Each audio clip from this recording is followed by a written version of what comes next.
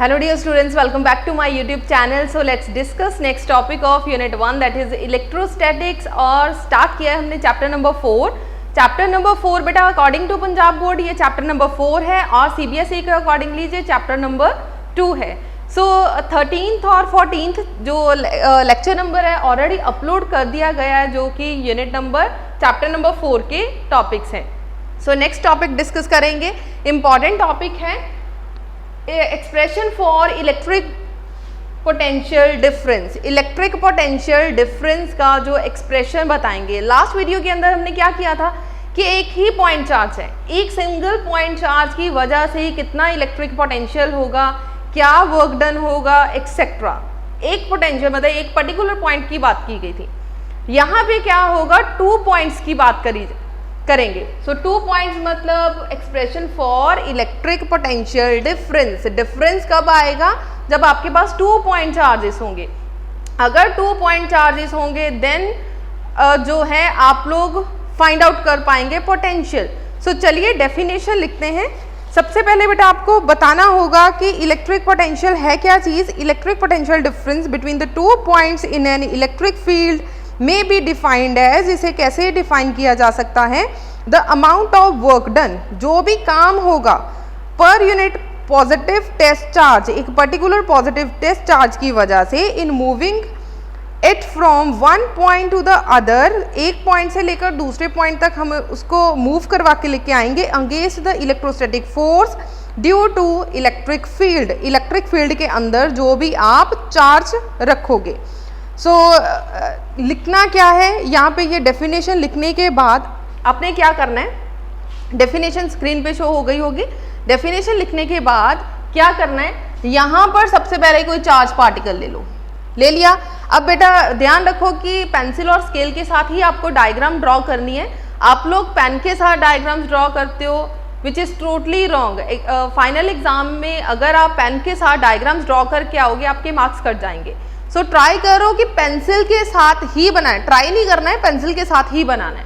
सो यहाँ पर आपने क्या किया, एक लाइन ले लो इस तरीके से, ठीक है. अब स्केल के साथ बिल्कुल स्ट्रेट लाइन लगाओ. आपने कोई एक चार्ज लिया है, पॉजिटिव चार्ज Q लिया है और उसे कहाँ पे रखा, O पॉइंट के ऊपर. अब मान लीजिए कहीं से आप कोई चार्ज पार्टिकल को खींचकर इस पॉइंट की तरफ लेकर आओगे. मान लो that point is A point. Last जो लेक्चर था उसमें क्या था, इन्फिनिटी से लेकर A पॉइंट तक आप लोग किसी चार्ज पार्टिकल को वर्क किया, उस पर वर्क किया, उसे हम लोग खींच कर लेकर आए पर्टिकुलर पॉइंट के ऊपर. अभी जो टेस्ट चार्ज है, टेस्ट चार्ज कहाँ पे पड़ा है, Q नॉट कहाँ पे है, A पॉइंट के ऊपर. अब A से लेकर उस पर हम लोग क्या करेंगे, इलेक्ट्रिक पोटेंशियल लगाएंगे. Electric potential means work done. Work done क्या है, उसे ब्रिंग करके लेके आना है, खींच के लेके आना है एक पर्टिकुलर पॉइंट के ऊपर. That particular point is B. इतनी बात क्लियर हो गई कि हमारे पास एक चार्ज पार्टिकल है, चार्ज पार्टिकल को के सामने कोई टेस्ट चार्ज पड़ा है Q नॉट. Q नॉट को इस सोर्स चार्ज ने अपनी तरफ खींच के लेके आना है. अगर खींच के लेके आना है, इलेक्ट्रिक फील्ड के अंदर खींच के लेके आना है, आपको कोई ना कोई काम करना पड़ेगा, वर्क डन करना पड़ेगा. That work done is known as electric potential या इलेक्ट्रिक पोटेंशियल एनर्जी. इतनी बात हो गई क्लियर बेटा. सो चलिए O से लेकर B तक की कोई ना कोई डिस्टेंस होगी, दैट इज RB. अब A तक की जो डिस्टेंस है दैट इज RA. सो ये चीज़ें भी बेटा अपनी पेंसिल के साथ ड्रॉ करें. मान लीजिए सबसे पहले डायरेक्ट A से लेकर B तक आप इमिडिएटली उसे नहीं लेकर आ सकते, या कोई ना कोई काम करते करते थोड़ा सा तो डिस्टेंस कहीं पे ना कोई पॉइंट आएगा ही आएगा. सो मान लीजिए इसके सेंटर पे यहाँ से लेके यहाँ तक जो पॉइंट आया, this point is a P point, ठीक है. सबसे पहले कल वाली वीडियो में हमने क्या सीखा कि मान लो कि ये आपका सोर्स चार्ज है और ये आपका टेस्ट चार्ज है, ये आपका सोर्स चार्ज है. सो सोर्स चार्ज को मान लो मैं रबड़ का यूज़ कर रही हूँ, this is a source charge and this is the test charge. अगर इस सोर्स चार्ज को इस टेस्ट चार्ज के ऊपर काम करना होगा, इसका मतलब इलेक्ट्रिक पोटेंशियल लगेगा. अगर खींच के इस पॉइंट पर लेकर आएंगे then electric potential work done और ज्यादा करना होगा तभी वो आगे आएगा। अगर इसे और आगे लेके आना चाहते हो इट मींस कि आपको और ज्यादा वर्क डन करना होगा और ज्यादा इलेक्ट्रिक पोटेंशियल लगाना होगा। इतनी बात क्लियर हो गई। मतलब जितना ज्यादा पॉइंट नजदीक होगा उतनी ज्यादा इलेक्ट्रिक पोटेंशियल होगी, जितना पॉइंट दूर होगा उतनी कम इलेक्ट्रिक पोटेंशियल एनर्जी होगी। ठीक है जी, इतनी बात हो गई बेटा क्लियर। सो ये डायग्राम बहुत अच्छे से पहले बना लो। सो मान लीजिए आपकी बुक के अंदर ये पॉइंट ए है, ये पॉइंट बी है, डोंट वरी, आप किसी को भी कोई भी नाम दे सकते हो। मान लो इसका नाम ए रख दिया और इसका नाम बी रख दिया। These are not standard points, ये कोई स्टैंडर्ड पॉइंट्स नहीं है। सो इजीली आप एक पॉइंट को दूसरी पॉइंट तक लेके जाना है, आपने लेट ही करना है, किसी भी पॉइंट को कोई भी नाम दे दो। सो आप चाहे मॉडर्न की बुक यूज कर रहे हो, दिनेश की बुक यूज कर रहे हो, SL अरोड़ा की बुक यूज कर रहे हो या NCERT, हो सकता है ये पॉइंट्स में शिफ्टिंग हो, पी की जगह पर क्यू लिया हो। डोंट वरी, आप सिर्फ मेथड समझे। आप चाहे यही वर्ड्स यूज कर लो, चाहे अपनी बुक वाले वर्ड्स यूज कर लो, कोई इश्यू नहीं है। सो चलिए मान लो अब मैंने चेंज कर दिया कि इस पॉइंट का नाम बी रख दिया और इस पॉइंट का नाम ए रख दिया। अब क्या है, टेस्ट चार्ज बी पर जो पड़ा था उसे खींचकर कहां तक लेकर आए, ए पॉइंट तक। इसका मतलब ये भी चेंज हो जाएगा, this is VA and VB। सो ए तक का डिस्टेंस RA और B तक का डिस्टेंस RB। यहां तक बेटा सबको क्लियर है ये चीज। अब B से लेकर A तक जब कोई पॉइंट लेकर आए, मान लो P से लेकर Q तक छोटा सा स्मॉल डिस्प्लेसमेंट हुआ, बहुत छोटा सा। अब P पॉइंट के ऊपर भी उतना ही इलेक्ट्रिक फील्ड है, उतना ही पोटेंशियल है जितना कि Q पॉइंट के ऊपर है, because both are very close to each other, बहुत ज्यादा क्लोज है। सो ये स्मॉल छोटा सा वर्क डन हुआ, बिकॉज ये R की फॉर्म में लिख रहे हैं। So this is DR। Clear हो गया, क्योंकि स्मॉल डिस्प्लेसमेंट यहाँ पर R के साथ रिप्रेजेंट कर रहे हैं। सो दैट इज वाई यहाँ पे क्या लिख दिया, DR। और हमारी फोर्स आउटवर्ड लगेगी। सो आउटवर्ड फोर्स जो लग रही है that is the F which is Q0E। ये फोर्स लग रही है इन द आउटवर्ड डायरेक्शन, हमेशा बाहर की तरफ ही आपकी जो फोर्स होगी वो लगेगी। इतनी बात सबको क्लियर हो गई। अब ध्यान से देख लो, force is in outward direction और DR क्या है, inward direction. Angle between them is 180। ये चीज ध्यान से समझ लो, फोर्स इस तरफ है और DR इस तरफ है, दोनों के बीच में जो एंगल होगा वो कितना होगा, 180 डिग्री। क्लियर हो गया जी। के बाद डायग्राम बनाए, डायग्राम बनाने के बाद यहाँ पे लिखे इफ WB। अब W क्या है, आपका work done. WB the work done क्या है, ये आपका work done to bringing a positive charge.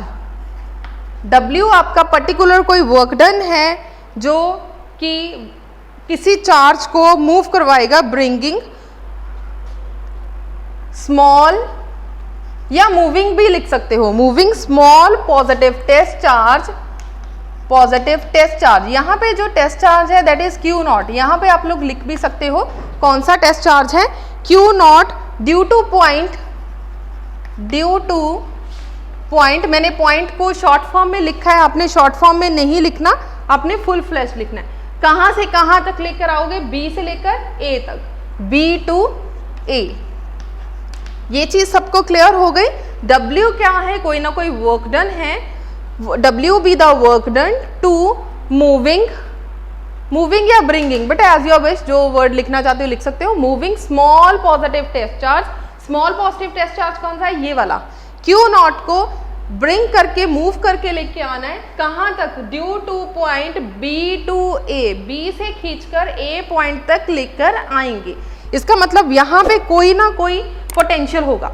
चलिए, पोटेंशियल क्या है, work done divided by test charge, work done divided by test charge. अब ध्यान से ये पॉइंट्स को समझो। लास्ट लेक्चर के अंदर क्या था, that is we have only one charge particle. एक चार्ज पार्टिकल था, मतलब एक ही पोटेंशियल होगा, सो वहां पे लिख दिया V।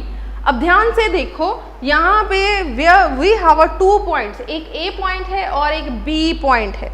ध्यान से सोचकर बताओ पोटेंशियल किस पे ज्यादा होगा, A पॉइंट पे पोटेंशियल ज्यादा है या फिर B पॉइंट के ऊपर। ध्यान से सोच के बताएं। मैंने अभी आपको रेजर और चौक की हेल्प से बताया था, अगर ये आपका सोर्स चार्ज है, जितना दूर होगा उतना पोटेंशियल कम होगा, जितना नज़दीक होगा उतना पोटेंशियल ज़्यादा होगा। अगर पोटेंशियल नज़दीक वाले पे ज़्यादा है, इसका मतलब पोटेंशियल ए पॉइंट के ऊपर ज़्यादा होगा।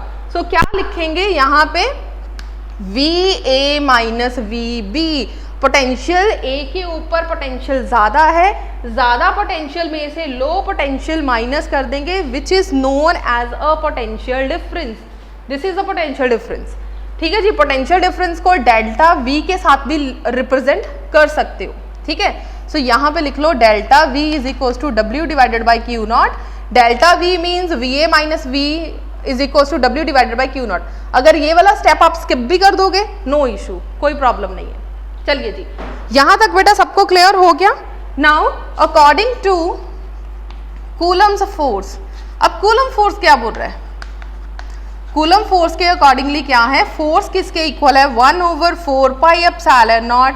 ध्यान से देखिए आपके पास कौन कौन से चार्जेस हैं। Number 1 is a Q, number 2 is a Q naught. So क्या लिखेंगे, Q naught divided by R square, because यहाँ पे जो डिस्टेंस हम लोग यूज कर रहे हैं वो कौन सा है, आर स्क्वायर, क्योंकि आर की फॉर्म में लिख रहे हो। ठीक है जी, सो आर की फॉर्म में लिखा है, इसका मतलब यहाँ से लेकर P पॉइंट तक का जो डिस्टेंस है दैट इज R। ये जो टेस्ट चार्ज है वो कहाँ पे आ जाएगा, QP के ऊपर। क्लियर हो गया, खींच के B पॉइंट से लेकर P तक ले आए, P के बाद A तक आएगा। सो P पर पड़ा है आपका टेस्ट चार्ज। सो O से लेकर P तक कितनी हमारी इलेक्ट्रोस्टैटिक फोर्स लग रही है। सो इलेक्ट्रोस्टैटिक फोर्स कितनी लग रही है या कूलम फोर्स कितनी लग रही है, F equal to 1/4 pi epsilon naught Q naught divided by R square. This is the electrostatic force done. Now we have to find work done. Now we have to find work done. चलिए अब work done पता करेंगे। पहले small work done लिख लो, small work done पता करेंगे। small work done means dW. What is work done? Work done is equals to force into displacement. force की जगह पर क्या लिखेंगे, F vector। डिस्प्लेसमेंट कितना हो रहा है, डिस्प्लेसमेंट इज dr। सो यहाँ पर बेटा ध्यान से देखना, कहीं पे भी x की फॉर्म में हम लोग डायग्राम में रिप्रेजेंट नहीं कर रहे। सो यहाँ पे ध्यान रखना कि यहाँ पे भी x नहीं होना चाहिए। सो दिस इज dr वेक्टर। ये चीज सबको क्लियर होगी। वर्क डन किसके इक्वल है, फोर्स इनटू डिस्प्लेसमेंट। सो अगर आपको लेक्चर अच्छे से क्लियर हो रहा है सो प्लीज वीडियो को लाइक जरूर कर दो। सो चलिए जी नेक्स्ट आ जाओ, डॉट प्रोडक्ट। अब लेक्चर सेम है, डेरिवेशन सेम है जो कि लास्ट वीडियो के अंदर की थी, डिट्टो सेम, सिर्फ इतना छोटा सा फर्क है। वहां पर एक्स ले रही थी, यहाँ पे आर लोगे, बस बाकी सारा लेक्चर आपका सेम है। सो चलिए डॉट प्रोडक्ट हटाएं। अगर डॉट प्रोडक्ट को रिमूव करोगे देन क्या आ जाएगा, बोलिए, this is dw is equal to f dr cos theta. What is theta angle, theta is 180। Already हम लोग डिस्कस कर चुके हैं कि दिस इज 180। अगर आप लोग थीटा की जगह पर डायरेक्ट 180 लिख दोगे, नो इश्यू, कोई मार्क्स कट नहीं होगा। व्हाट इज cos 180, cos 180 की वैल्यू कितनी है, -1। सो माइनस f dr -1 को आगे ले जाओ, f dr। सो dw का आंसर कितना आया, -f dr। यहां तक सबको क्लियर है। सो चलिए कूलम फोर्स ये वाला जो पॉइंट है इसे नंबर दे दो 1। Now by using equation number 1, using equation number 1, so we get dw is equal to -1/4 pi epsilon not.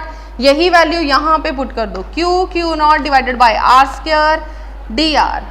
I think इसके बाद अगर आपने लास्ट लेक्चर बहुत केयरफुली सुना है, आपको ये चीज़ें अब मतलब क्लियर होनी चाहिए कि इसके बाद क्या करना है। स्मॉल वर्क डन आ गया, स्मॉल वर्क डन पता करने के बाद we have to find total work done. अगर टोटल वर्क डन पता करना है तो क्या करेंगे, सिंपल है, इंटीग्रेट कर दो। So take integration on a both side. So सबसे पहले क्या करेंगे, for total work done take integrate on a both side. ठीक है जी, लिख लो take integrate on a both side. जैसे ही इंटीग्रेशन लेंगे, W का आंसर इंटीग्रेशन dW। अब dW की वैल्यू कितनी है, -1/4 pi epsilon naught q naught divided by r square dr. Here 1/4π is a constant term, q naught is also constant. So चलिए कैसे पता चलेगा कि कौन सी टर्म कांस्टेंट है, कौन सी टर्म कांस्टेंट नहीं है. बहुत सारे स्टूडेंट्स r में कंफ्यूज हो जाते हैं कि r p पॉइंट तो कहीं पे भी ले सकते थे, है ना, p पॉइंट तो यहाँ पे भी ले सकते थे, इसका मतलब r तो वेरिएबल हो गया, ये कांस्टेंट कैसे. ठीक है, सो कांस्टेंट नहीं है क्योंकि p को कहीं पे भी रख सकते हो. p आप यहाँ पे भी कंसिडर कर सकते थे, यहाँ पे भी p is a considering point. जो हमने कंसिडर किया है कि यहाँ तक हम लोग किसी चार्ज टेस्ट चार्ज को खींचकर पर्टिकुलर पॉइंट पर ले आए, that point is a p point, so which is not a constant. So constant नहीं है, वेरिएबल है. इसका मतलब वेरिएबल को हम लोग सिंपल इस तरीके से अंदर रख देंगे, जो कांस्टेंट है उसे बाहर निकाल दो. अब इंटीग्रेशन के बाहर निकालेंगे, w का आंसर कितना आएगा, -1/4πε0 q नॉट. इंटीग्रेशन के अंदर क्या बच गया बेटा, अच्छा इंटीग्रेशन की लिमिट्स आपको लिखनी होगी. कहाँ से पॉइंट को लेकर आ रहे हो, r b से कहाँ तक, a तक. So r b to r a. So यहाँ पर बेटा इंटीग्रेशन की साइन जरूर डाल दो. ठीक है जी. सो यहाँ पे भी लिख दो r b से लेकर r a तक. अंदर क्या बच गया, 1/r² dr. r² को इन द नेक्स्ट स्टेप ऊपर लेके जाओ. So we get 1/4πε0. बेटा इंटीग्रेशन सॉल्व नहीं करी अभी तक, सो इंटीग्रेशन के साइन एज सच रहेगा. r² को ऊपर लेके जाएंगे, सो r - 2 dr. अगर आपने लास्ट लेक्चर बहुत अच्छे से समझा है, वीडियो को पॉज करें, यहाँ पे खुद ट्राई करके देखें. रफ कॉपी ले लो, साइड पे कोई कॉपी ले लो, इसे खुद सॉल्व करके देखें क्या आपका आंसर वही आ रहा है जो मेरा आ रहा है. क्योंकि लास्ट वाला जो लेक्चर था इस वाले लेक्चर के साथ डिट्टो मैच करेगा. बहुत माइनर सा फर्क है, बाकी सारा सेम है. सो वीडियो को पॉज करें. I suggest to all the students please pause the video and do this derivation yourself. So आ जाएगा -q नॉट डिवाइडेड बाई 4πε0. अब ध्यान से देखो, इंटीग्रेशन सॉल्व करने लगे हैं. इंटीग्रेशन का रूल है, जो भी आपके पास वेरिएबल है उसकी एक पावर इंक्रीज हो जाएगी. जैसे ही इसकी एक पावर इंक्रीज होगी, r - 2 की पावर 1 इंक्रीज हो गई. जो भी ऊपर टर्म है सेम टर्म नीचे आ जाएगी. अब लिमिट्स स्टिल सेम रहेंगी, लिमिट्स हमने चेंज नहीं करी, लिमिट्स आर स्टिल सेम. जब इंटीग्रेशन सॉल्व करा देन डेरिवेटिव खत्म हो गया. याद रखो, बहुत से स्टूडेंट्स को यही प्रॉब्लम रहती है कि मैम इंटीग्रेशन सॉल्व कर दी, r² बन गया r1, है ना, ये तो सॉल्व हो गई, ये इंटीग्रेशन का ये dr कहाँ गया. dr जब भी इंटीग्रेशन सॉल्व करोगे dr साथ ही खत्म हो जाएगा. याद रखना इस चीज को, इंटीग्रेशन और डेरिवेटिव दोनों साथ अगर हैं, अगर आप इंटीग्रेशन को सॉल्व कर रहे हैं, इट मीन्स कि dr साथ ही खत्म हो जाएगा. चलिए यहाँ पे क्या आ जाएगा, r1 -1, क्योंकि +2 में से 1 माइनस किया देन -1. ये वाला माइनस के साथ कैंसल आउट हो गया. बिकॉज मेरे पास ब्लैक बोर्ड है, मैं ब्लैक बोर्ड पे ही कर रही हूँ, आपने प्रॉपर स्टेप्स लिखने हैं. r -1 को क्या हम लिख सकते हैं 1/r. सो यहाँ पे लिख दिया 1/r. अब क्या करना है, पहले ऊपर वाली टर्म माइनस नीचे वाली टर्म. सो आ गया 1/4πε0 q नॉट. पहले ऊपर वाली टर्म पुट करेंगे 1/r a - 1/r b. This is the work done and this is a final answer. ठीक है जी, r a - r b. बेटा यहाँ तक आर्टिकल क्लियर हो गया. सिंगल पॉइंट और ये 2 पॉइंट्स वाला बेटा कंपैरिजन करके पढ़ना, देन आपको कंफ्यूजन नहीं होगी. अगर आप कंपैरिजन करके नहीं पढ़ेंगे, आपको r और dr के बीच में एग्जाम के अंदर बैठकर बहुत ज़्यादा कंफ्यूजन होगी. सो ट्राई करें कि एक बड़ा सा पेज लो, सेंटर में उसकी डिवाइड करो पेज को और देखो कहाँ पे कौन कौन सा फर्क है. अदरवाइज बाकी सारा आर्टिकल सेम है. सो सारा आर्टिकल सेम है, मतलब कि कंफ्यूजन होने के चांसेस बहुत ज़्यादा हैं. So try to sort out your problems. अपनी प्रैक्टिस करें, लिख कर देखें. और फिजिक्स को जितना ज़्यादा आर्टिकल्स को लिख कर देखोगे, समझ के करोगे, उतना ही ज़्यादा अच्छा है. अगर सिर्फ लर्न करोगे, इम्पॉसिबल, फिजिक्स आपको कभी नहीं आएगी. लास्ट तक जाते जाते फिजिक्स बहुत डिफिकल्ट लगेगी. सो ट्राई करो कि जितने भी आर्टिकल्स बेटा मैं रोज़ करवा रही हूँ, आप उतने आर्टिकल्स अपने साथ साथ करें, लिख कर देखें, लिख कर देखोगे तो ट्राई करोगे तो आपकी बेटा प्रैक्टिस होगी, अदरवाइज बहुत डिफिकल्ट होगा। ठीक है जी। सो लास्ट में ये आ गया, सम टाइम पूछ लिया जाता है कि what is the SI unit of electric potential difference, that is volt. क्या है एसआई यूनिट? वोल्ट। सो चलिए इसके साथ थोड़े से एमसीक्यूज डिस्कस करते हैं। जो एमसीक्यूज हैं वो आपके एग्जाम के अंदर आएंगे, 15 एमसीक्यूज आएंगे, 3 फिलिंग द ब्लैंक्स आएंगे, 2 जो है ट्रू फॉल्स आएंगे। सो एमसीक्यूज कहीं से भी आ सकते हैं, मतलब सारे चैप्टर्स हमें प्रिपेयर करने होंगे, छोटे छोटे पॉइंट्स को बहुत क्लियरली डीपली पढ़ना होगा। सो चलिए अगर आर्टिकल क्लियर हो गया देन वीडियो को लाइक कर दो, मैक्सिमम शेयर कर दो। सो चलिए स्टार्ट करते हैं MCQs. First question is dimensional formula for electric potential is. So we know electric potential, the formula of electric potential is work over charge. So V is equals to Q divided by W divided by Q naught. What is work done? Work done is force into displacement. ठीक है, अगर आपको मान लीजिए कि direct work done का answer नहीं आता, this is force into displacement divided by charge. Now what is force? Force is mlt minus 2, displacement is l, और चार्ज क्या है? it।